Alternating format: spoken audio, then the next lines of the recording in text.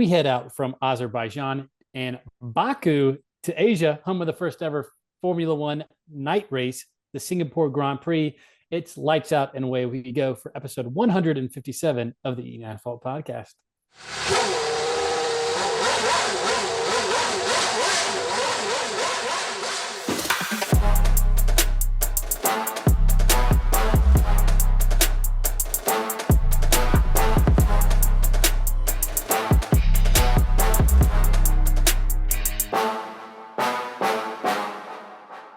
All right, we have a Bach to Bach going. That's the last time in a year that we get to use that. So wanted to really milk it. I feel like we did milk it. I feel like we used we really probably over milked it. There's no milk left. It's the cow looks like a raisin at this point. Yeah, the cow's begging for mercy. All right. Well, yeah, obviously, fantastic. I would say I'm going to do one word: fantastic race weekend this weekend in Baku, and then we obviously, just hit the road straight to Singapore. So, like a really exciting episode. I think we have ahead. I think so too. Let's get right into it with a hot lap recap. All right, hot lap recap for the Azerbaijan Grand Prix in Baku. The big shocker starting on Saturday. The big shocker in Q1 was Lando Norris going out. I'll speak for the papaya and let people know that it was all the yellow flag. It was nothing to do with Lando. So no responsibility taken for that performance. Just unlucky. It happens. Pierre Gasly got into Q2 but was disqualified for a fuel mass flow issue. Everyone knows what that is, so I'm not going to even spend any time talking about that. Q3 next was entertaining because it seemed like everything was like wrong. It was just like in an upside down world. Lando wasn't there in Q3. Both Williams made it through to Q3, even Colapinto, who outqualified Alex Albon. Speaking of Alex Albon, he was released with the airbox fan still on the car. Sergio Perez qualified his teammate for the first time this season, 17 races into the season. Nothing made sense except for a man named Charles Leclerc who comfortably got pole with the margin over 3/10. And we were on to Sunday with the Charles, Oscar, and Carlos top three in qualifying. Moving on to Sunday, Lance Stroll got a puncher from Yuki early on in the race. Lando was passing everybody. Helped that he started so far back in that car. Around 15 laps in, Lando was told to hold up Sergio, which made Oscar get out of the pit in front of Sergio. So that was good little teamwork. We had a good Lando versus Max battle. Something we don't say too often, though, was all eyes were on the front. I think like for that P1 battle between Charles and Oscar, they were playing cat and mouse for a good amount. Charles finally, like after many laps in the dirty air, conceded. It looked like he just kind of backed off, fell to about 4 or 5 seconds like back by like 2 race laps to go. And then what everybody's talking about, a good solid race that we usually do see in Baku, didn't disappoint. We knew it wouldn't, and it ended with an absolute bang. All was going well for Sergio Perez. Put yourself in his seat.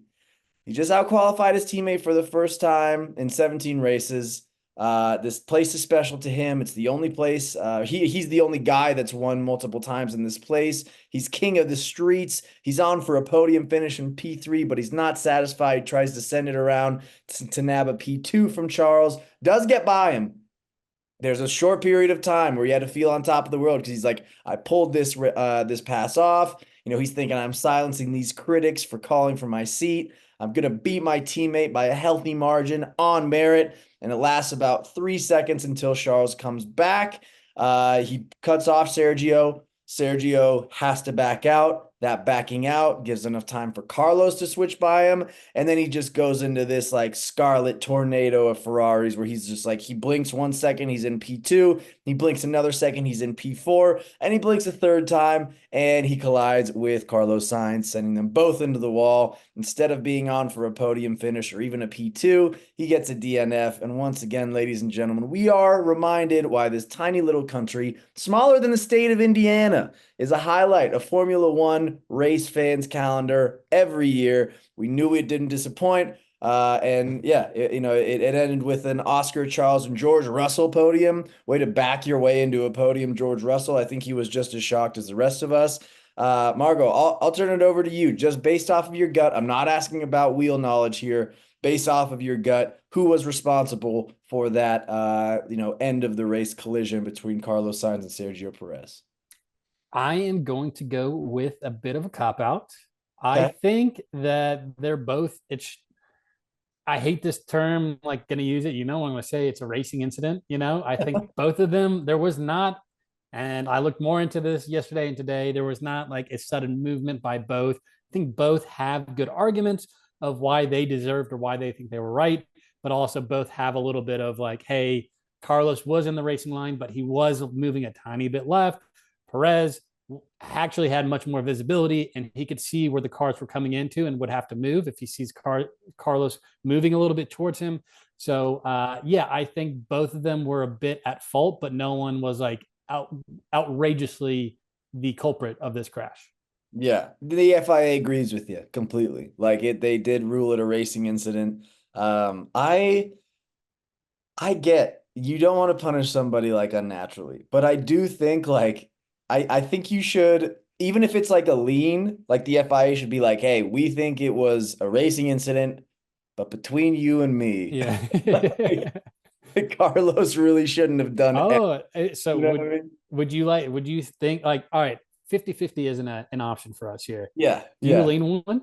49, 41. I actually, if I had to, I think it was on Sergio more than anything because I like, agree. I yeah, agree too. like you see him coming over. Mhm. I'm not saying you have to completely like back out, but you do have to adjust if he's because it was also said that like Carlos was just trying to follow in the toe of Yep. Charles. And like if you're trying to follow in the toe of Charles, then that it's a perfectly rational thing to do.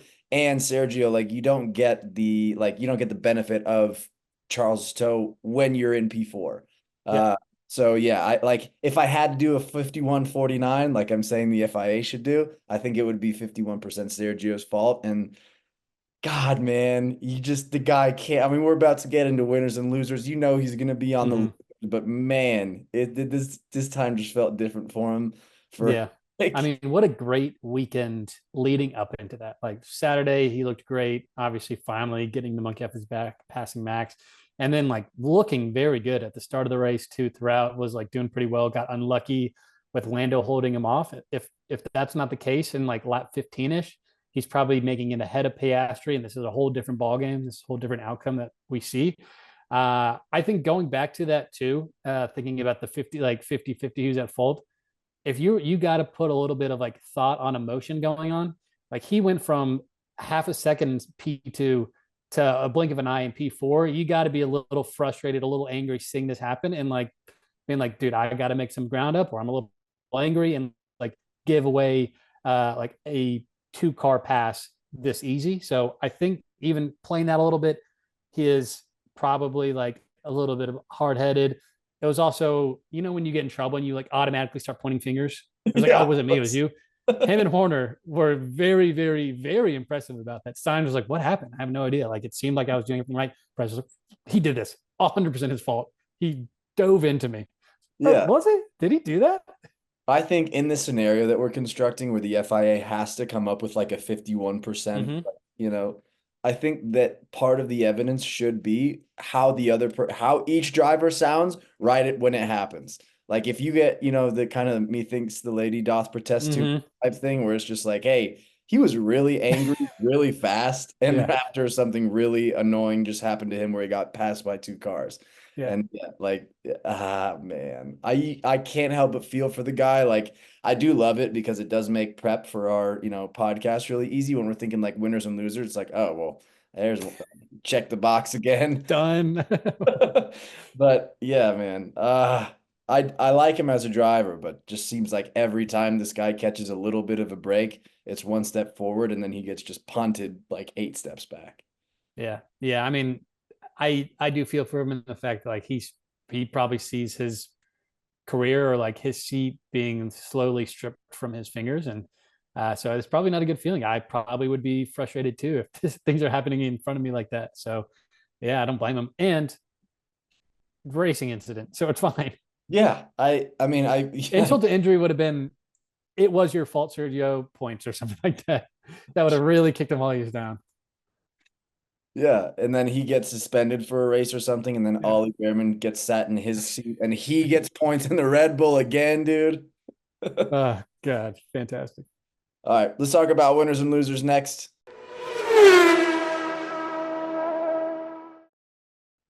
We alluded to it earlier.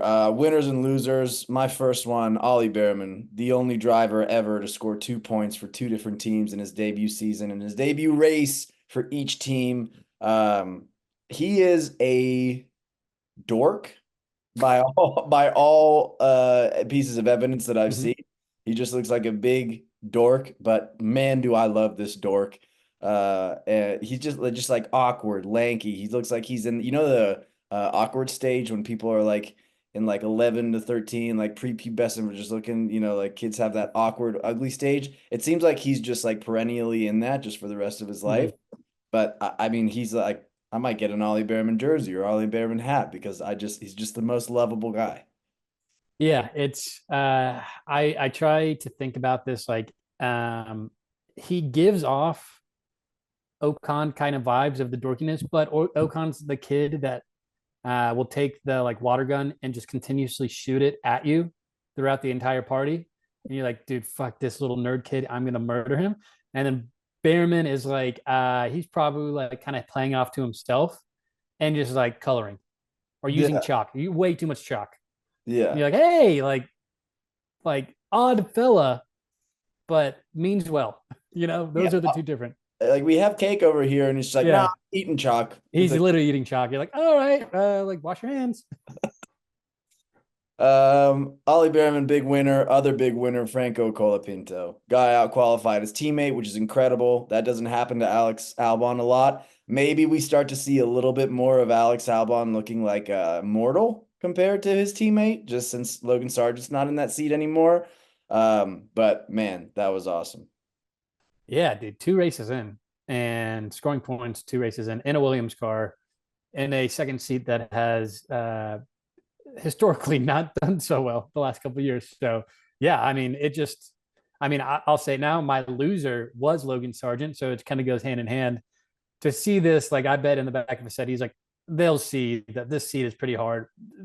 Whoever comes in is going to struggle, and then two races in, and like he did pretty well his first race, even not scoring points. So two races in, I think it's worth the what is he paying like 50 grand a race or something like that to drive for 500. Williams? 500 grand a race to drive for Williams. So, I mean, I think Williams might have to be like, hey, don't worry about next race. You're Like good. friends and family Yeah, discount. yeah. Discount. Every time you get a point, 250K off.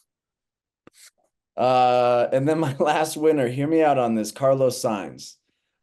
Worth noting that he crashed. Mm-hmm. That crash caused the Williams cars to finish instead of P9 and P10, bumped them up to P7 and P8, which means they passed Alpine in the Constructors' Championship. Mm-hmm. Means he has more money, or which means Williams has more money Yep. to inject into Carlos Sainz's car next year. So I don't think this was all a work by Carlos Sainz, but worked out for him pretty conveniently. Actually, considering this evidence, I take back my 51.49%. Oh, yeah. You're doing a flip. Yeah. I Flip like flop that. flip. Yeah. Flip I flop like flip. that. All Carlos's fault. Yeah. I mean, that's a fantastic point. It's fantastic. I went down a deep rabbit hole of like, oh, Carlos said this during like on a radio message. Like he was definitely asking about like the Williams people update, and it was just like that wasn't like it's like big tinfoil hat Love area that. that doesn't make sense. Kind of like risking his life a little bit just to crash and get his Yeah. team 7 more So points. you can see one angle about that, but like there's 50 other angles that be Yeah. just like, hey, that we can't get around this. Any other winners on your side?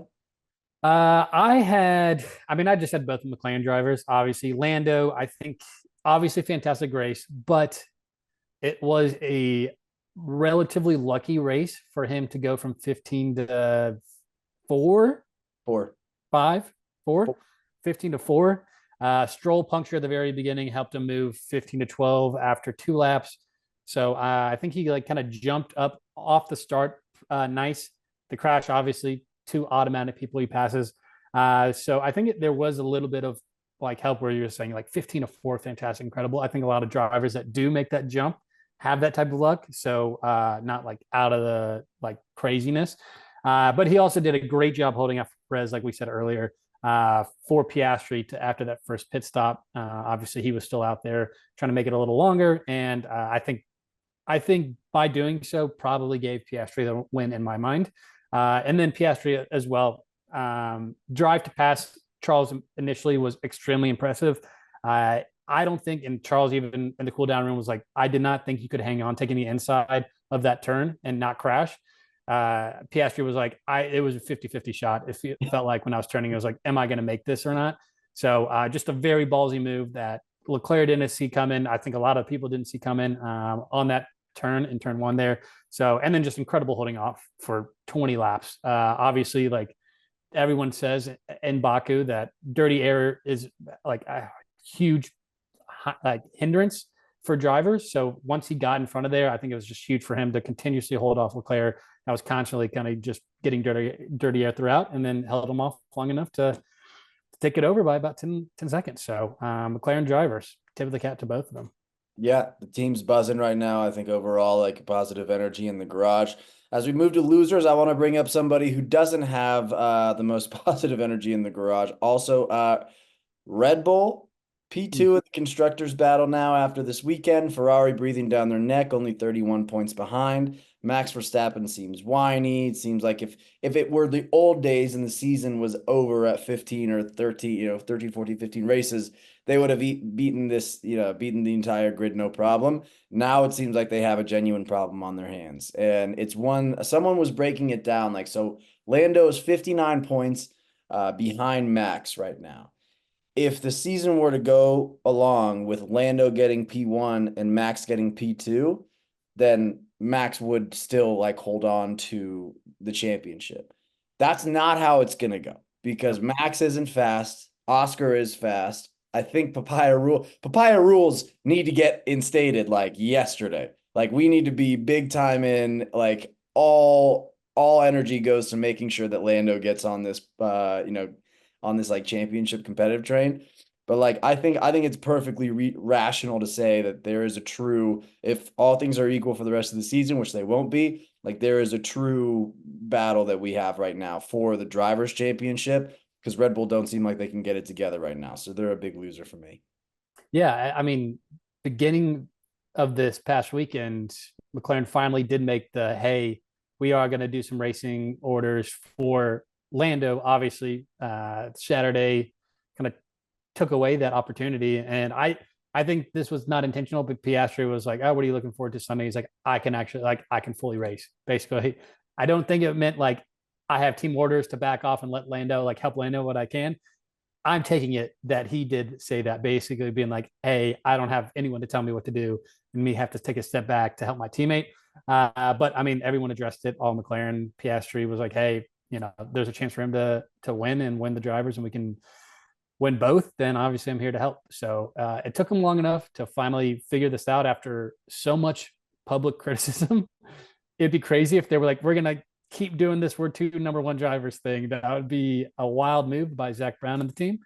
I will say, if you had to get, I mean, if you had to pick right now, MVP of the not championship or whatever, but making the most of what they have with the car they have, do you have a driver that comes to mind that you're thinking of?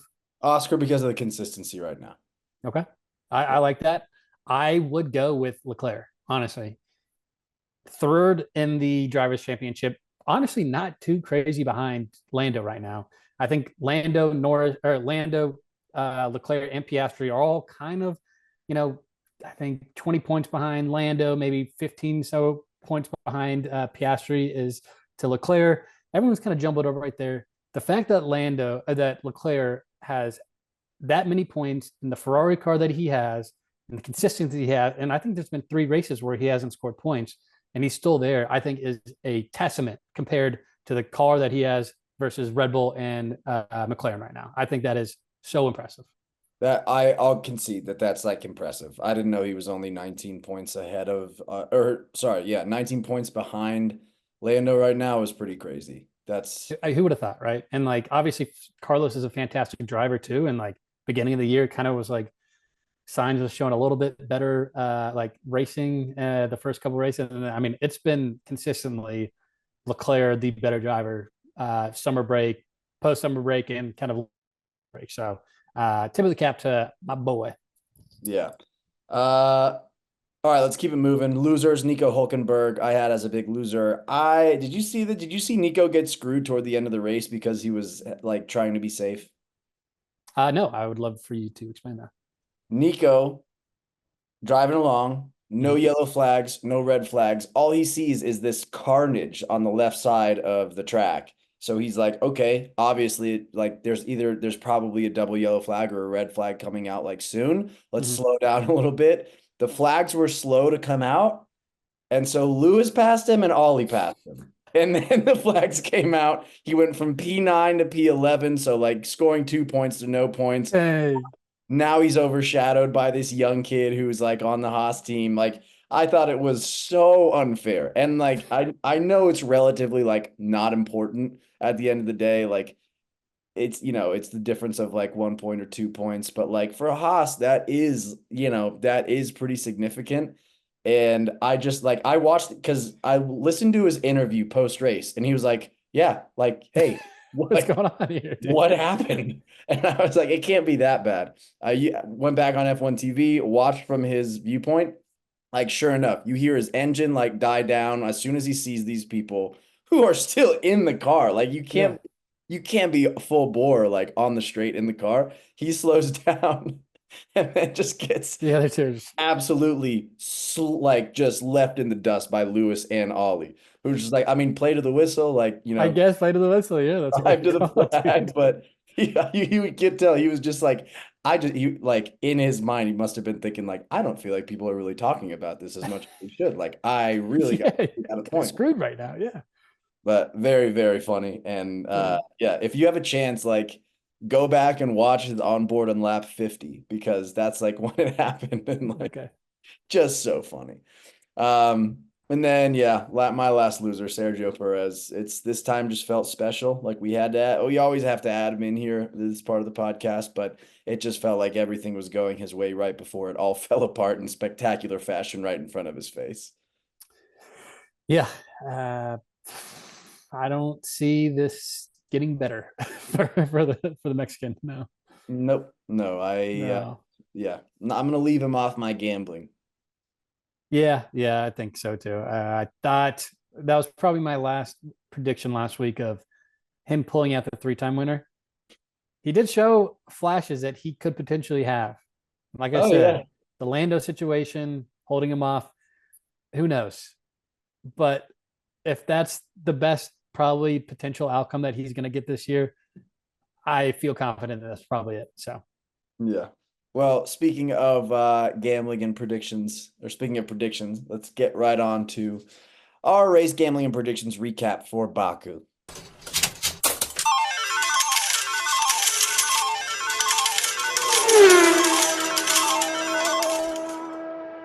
All right, I'll go first here. I did win a bet. let's So, go. yeah, minus 165 for Oscar Piastri to podium. Could have bet him to win the race and it would have been a nicer payout. But only went down zero point 0.9 or 9 tenths of a unit. So not a full unit down. But hey, huh? Yeah. That's cool.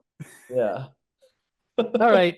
I had a good weekend. I went 2 for 2. I had driver start from pole, doesn't win the race, minus 121 unit. I wish I was wrong there because that would have meant Charles Leclerc took the W. And then under 17 and a half cars classified, plus 160, half a unit there. So shout out actually to Carlos Sainz and Sergio Perez for getting me that win there.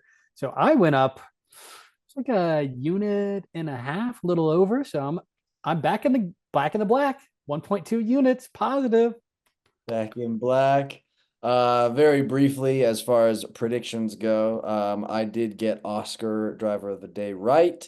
And Marco did get Lance Stroll, who doesn't finish or like DNF right. So the score Oh, right now is, yeah, I'm a good guy for Marco didn't know. hey. Really good guy over here. Marco always catches me for accidentally cheating, and I just got him for Hey, accidentally not. finally time to give it back, dude. So 10 to 11 in terms of predictions. And let's start talking. The past is for cowards and losers. Let's look forward to the Singapore Grand preview. All right. The Singapore Grand Prix at Marina Bay Street Circuit. As the name says, it is a street circuit. 62 laps we go around here, 19 turns. I did spend, I'm not kidding, 15, 10, 5 to 10 minutes looking to see what this track looks like. I didn't have much. I was going to go with a gun. I said gun like a half of my race, but like an electric drill gun. That's kind of what I was going with a battery in the bottom. It doesn't. It was Right. tough. I had nothing. I was at my office, my work office, with my head upside down, being like, it doesn't look anything different from down here. So, yep. All right, let's get back to it. Sorry. Like I said, like the name implies, it's a street circuit. Obviously, 2 years ago, king of the streets that we've been talking about himself, Sergio Perez, won here. Last year, Carlos Sainz won here. Very similar to Monaco in the fact that, one, it's a street circuit, but the marina sits on the Singapore Strait. So, very cool kind of views right here. Like I said, it is the first ever night race for Formula One. And just a very cool location. I think there's one of the two or three races now, including Miami now, that has like an overpass section where cars kind of you lose sight of the cars.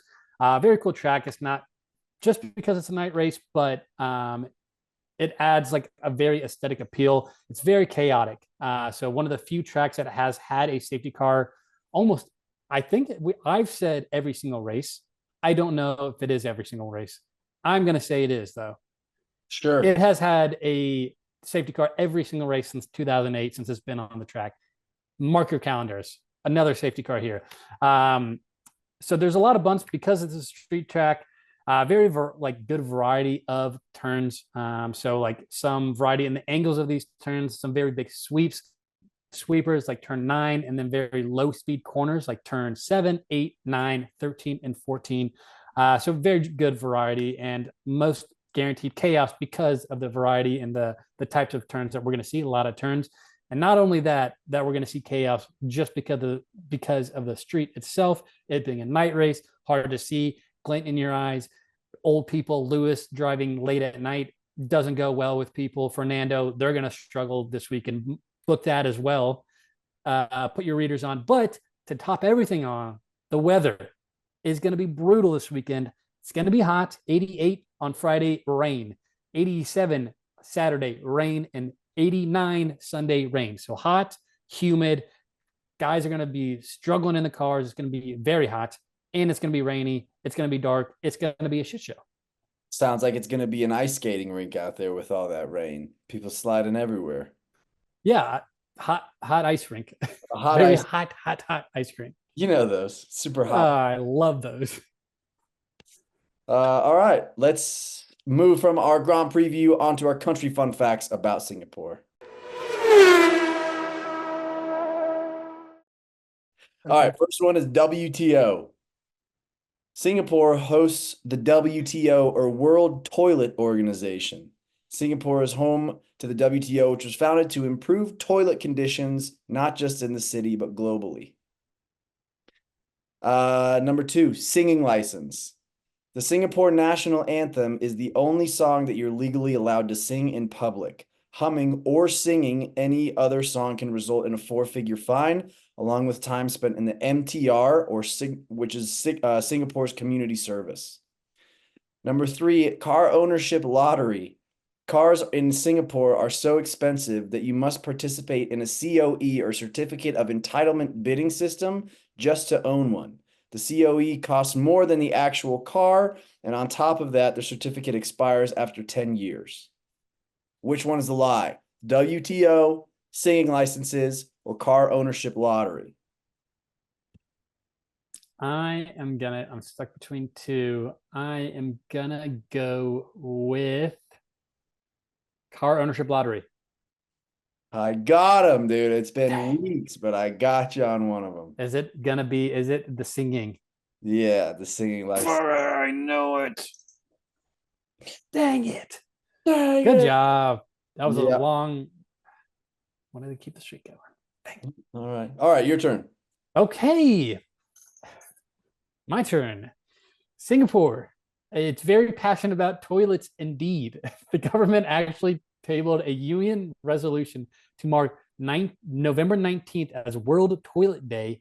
And in 2001, the World Toilet Organization came into being. Bet you never heard of that one, huh? I haven't. That's news. Yeah. All right.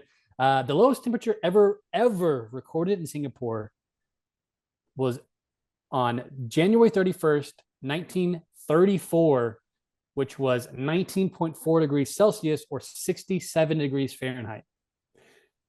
And then, afraid of giving off confusing messages around sexuality during a time culture changes were occurring with men and women across the globe, the government imposed a ban on short hair models for females in the 1970s. I'm gonna go with number two is the lie. Gotcha again. Gotcha again. That's a crazy one. I saw this on the website and then I Googled again. I was like, 67 degrees, that's the coldest temperature ever is bullshit. That And I seems saw like three other websites that said that. So fair enough. All right, you yeah. got me They again. said the last 10 years, that was 1934. They said like the last 10 years, the coldest was like 72 degrees. What? We need to move there. That's wild. It's gonna be hot. Hot. All right, let's wrap up with our predictions, gambling, and send everybody on their way.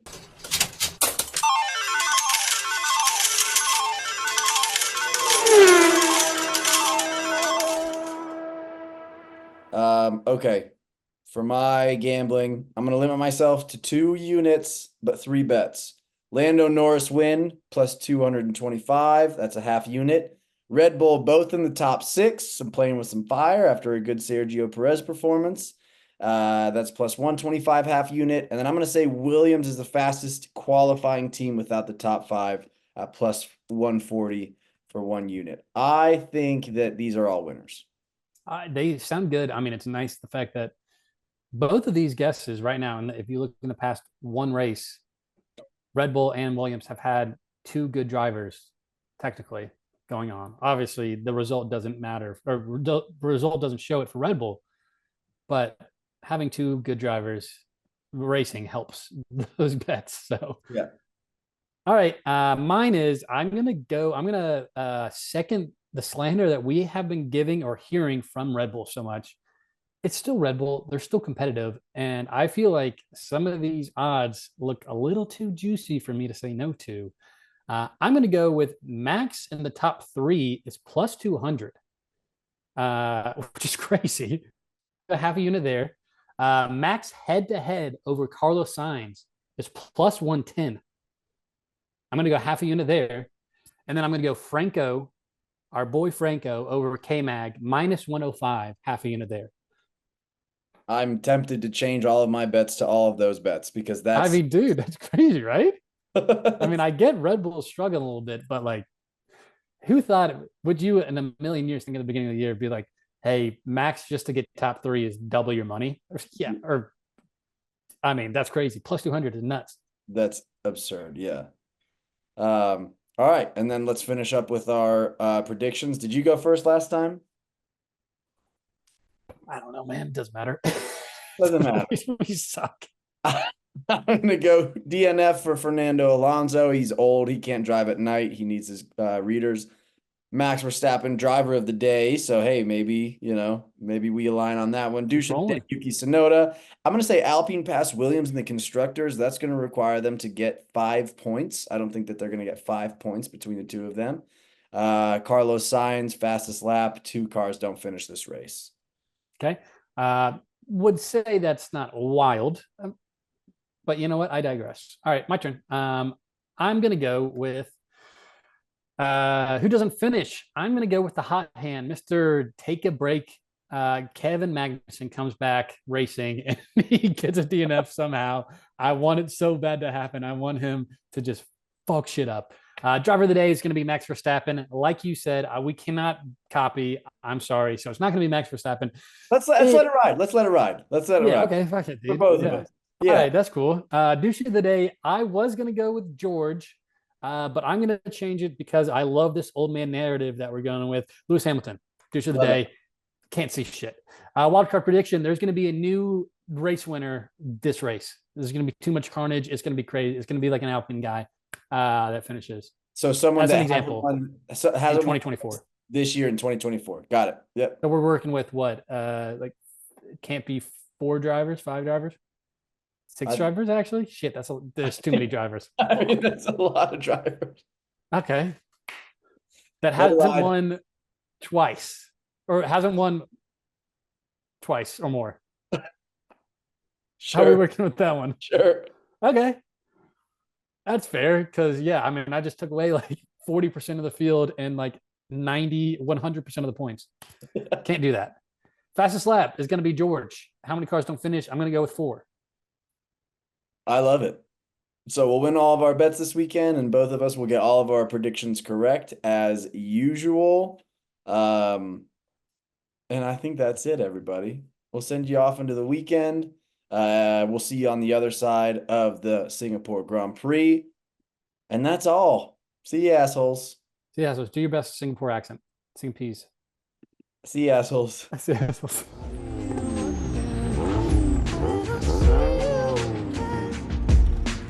Hey, thought you could leave without saying goodbye.